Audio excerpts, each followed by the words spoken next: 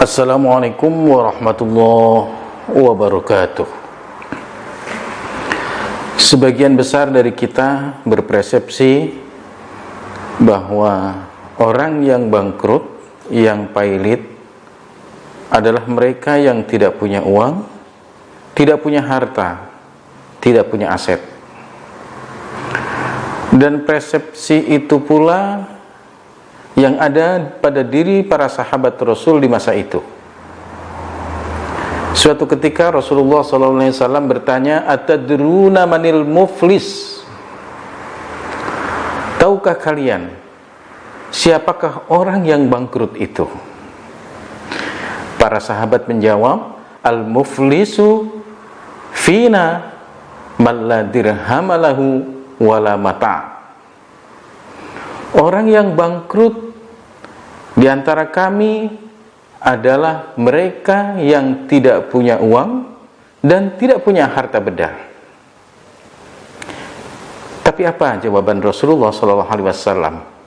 Innal muflisa min ummati, sesungguhnya orang yang bangkrut, yang pailit dari umatku adalah mayyati yaumal qiyamati, yang dia datang pada hari kiamat bisolatin, dengan membawa pahala solat, wasyamin, membawa pahala puasa, wazakatin, dan membawa pahala zakat, wayati qad syatama hadza,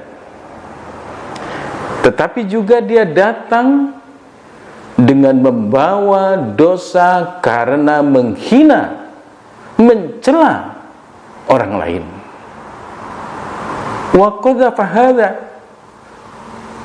dan membawa dosa karena menfitnah orang lain, wa akala mala hadza, dan memakan harta orang lain, bahkan wa safaka dama hadza, melukai orang lain, wa daraba hadza, memukul orang lain. Jadi orang yang bangkrut itu adalah orang yang datang pada hari kiamat, dia membawa pahala sholat, membawa pahala puasa, membawa pahala zakat, tetapi dia juga masih menyakiti orang lain. Fayu'ta hadza min hasanatihi wa hadza min hasanatihi, maka pahala dari kebaikan-kebaikan kita akan diambil untuk diberikan kepada mereka yang kita fitnah, diberikan kepada mereka yang kita cela, berikan kepada mereka yang kita ambil harta bendanya, dan diberikan kepada mereka yang kita lukai, yang kita pukul. Fa'in faniyat hasanatuhu, jika kebaikan, jika pahala kebaikan itu telah habis dibagikan kepada mereka yang kita sakiti, qabla ayyuqdo ma'alai, sebelum lunas untuk menebusi kesalahan kita kepada mereka, ukhidha min khotoyahum, maka diambil dosa keburukan mereka, faturihat alaihi, kemudian akan diberikan kepada kita, kepadanya, kepada kita yang menyakiti hati mereka, yang melukai mereka, yang menfitnah mereka. Summa turiha finnar, kemudian kita dilemparkan ke dalam api neraka. Hadis riwayat Muslim. Saudaraku yang dimuliakan Allah Subhanahu wa ta'ala, hadis ini memberikan rambu-rambu kepada kita. Jangan pernah sombong karena ibadah kita, karena sombong akan menghapus seluruh pahala ibadah kita. Boleh jadi kita menombok,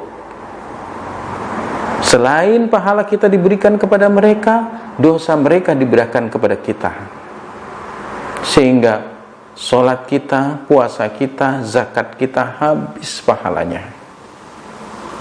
Saudaraku, tapi jangan nakal. Ada orang begini mengatakan, buat apa sholat, buat apa puasa, buat apa zakat, kalau hatinya masih buruk, kalau lisannya masih tajam, kalau perbuatannya masih menyusahkan orang. Ini pertanyaan yang nakal. Jawabannya, lakukan sholat, lakukan puasa, lakukan zakat. Suatu saat sholat kita, puasa kita, zakat kita akan membimbing kita untuk lebih baik. Jangan sampai karena kita belum bisa menahan diri, lisan kita masih bicara yang buruk, menyakiti hati orang lain, tangan kita masih mengganggu sesama, bahkan hati kita kotor, lalu tidak mau sholat, tidak mau puasa, tidak mau zakat. Ini 2 kali lipat.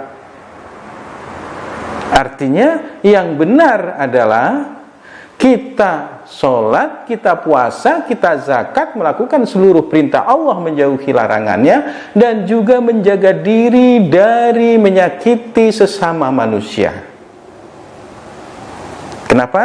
Karena maqasidus syariah, tujuan daripada syariat adalah salah satunya membentuk pribadi yang soleh. Saudaraku semua, maka tugas kita adalah laksanakan ibadah sebaik mungkin, jaga diri agar nilai ibadah kita, pahala ibadah kita tidak musnah karena digunakan untuk membayar hutang keburukan kita kepada sesama manusia. Wallahu a'lam bishawab. Wassalamualaikum warahmatullahi wabarakatuh.